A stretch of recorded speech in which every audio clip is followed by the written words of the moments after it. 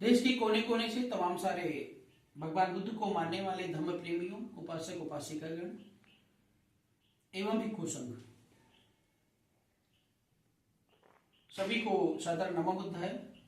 मैं RP Maurya, chief राष्ट्रीय अध्यक्ष मंडल भारतीय राष्ट्रीय पार्टी, आज आपके बीच में एक विशेष अपील के साथ उपस्थित हूं। जैसा कि आप सभी को पता है कि पिछले कई दिनों से बदायूं में धरना चल रहा है। भिक्षु संघ वहां पर बैठे हुए हैं अपनी मांग को लेकर के, लेकिन प्रशासन न जवाब देने को तैयार है न सुनने को तैयार है।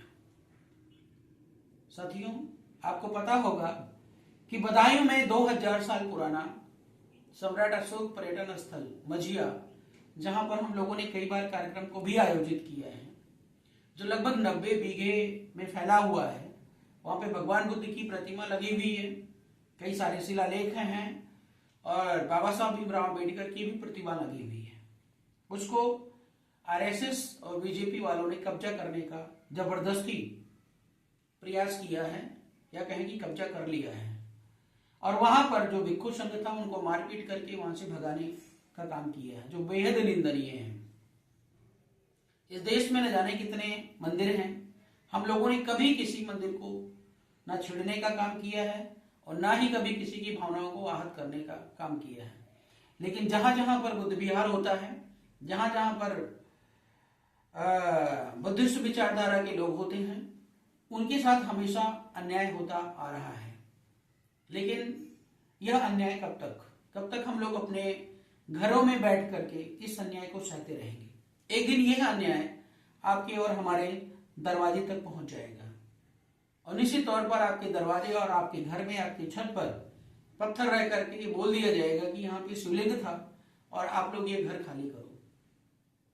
तो इस प्रकार की स्थिति बन चुकी है कि कोई भी प्रशासन का अधिकारी, चाहे वो जिलाधिकारी हो, चाहे वो कप्तान हो या कोई और हो, सुनने को राजी नहीं है। तो ऐसी स्थिति में न्याय पाने का एक ही माध्यम है, ज्यादा से ज्यादा जनता, ज्यादा से ज्यादा समर्थन। क्योंकि इस देश में लोकतंत्र, इस लोकतंत्र में जो राजा होता है वह जनता ही होती है।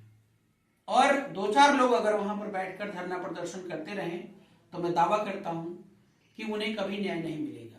अयोध्या की लड़ाई में ऐसा ही हुआ था। जो भगवान श्री रामचंद्र की प्रतिमा, इट मीन्स जो मूर्ति लगी हुई है अयोध्या में, वो बुद्ध की छाती पर ही लगी हुई है। लेकिन हम लोगों की संख्या बल कम होने की वजह से कोई भी लड़ने के लिए, ये मतलब कोई भी अधिकार देने के लिए, कोई भी बात करने के लिए राजी नहीं होता है। इसलिए हमको ज्यादा से ज्यादा संख्या में संगठित होकर के बदायूं पहुंचना अनिवार्य है। कल 16 दिसंबर है, हम भी पहुंच रहे हैं और अनिश्चितकालीन धरने की पूर्ण तैयारी है। और यह धरना तब तक चलेगा जब तक हम अपने न्याय, हक और अधिकार को नहीं पा लेते हैं। इसलिए मेरा निवेदन है कि अब आलस्य को खत्म करना है और वादा जो हम आज नहीं, कल नहीं, परसों करेंगे या देखा दाखी कर रहे हैं घर में बैठ करके, ये चीज ना करें। जितने भी संगठन बुद्धिस्ट विचारधारा के हैं, बुद्ध को मानने वाले हैं, और विशेष तौर से मौर्य कुशवाहा के सैनी समाज से मैं अपील करूंगा, क्योंकि जो बुद्ध हैं वह आपके दादा हैं, आपकी विरासत हैं, आपके पूर्वज हैं, और उन्होंने इस देश को विश्व गुरु बनाया, सोने की चिड़िया बनाया। और सबसे पहले आपकी जिम्मेदारी बनती है कि आप लाठी डंडा लेकर निकलें और धर्म रक्षा के लिए, अपने मान सम्मान के लिए, हक अधिकार के लिए लड़ाई लड़े। और वही पूरा का पूरा प्रशासन हमारे साथ है, लेकिन इन अराजक तत्वों के चलते प्रशासन मजबूर है। इसलिए जब आप संख्या बल दिखाएंगे तभी प्रशासन आपकी मदद भी कर सकता है। इसलिए निवेदन है कि कल 16 दिसंबर को ज्यादा से ज्यादा संख्या में बदायूं पहुंचे और अपनी उस ताकत का एहसास प्रशासन को और भ्रष्ट योगी सरकार को दिखाने का काम करें, तभी न्याय मिल सकता है। और निश्चित तौर पर इस लड़ाई को आर पार हम लड़ेंगे। बहुत बहुत धन्यवाद। बहुत उम्मीद के साथ ये वीडियो में जारी कर रहा हूं और निश्चित तौर पर मुझे पूर्ण विश्वास है कि आप सत्तू पिछाण लेकर के कल बदायूं जरूर पहुंचेगी। बहुत बहुत धन्यवाद।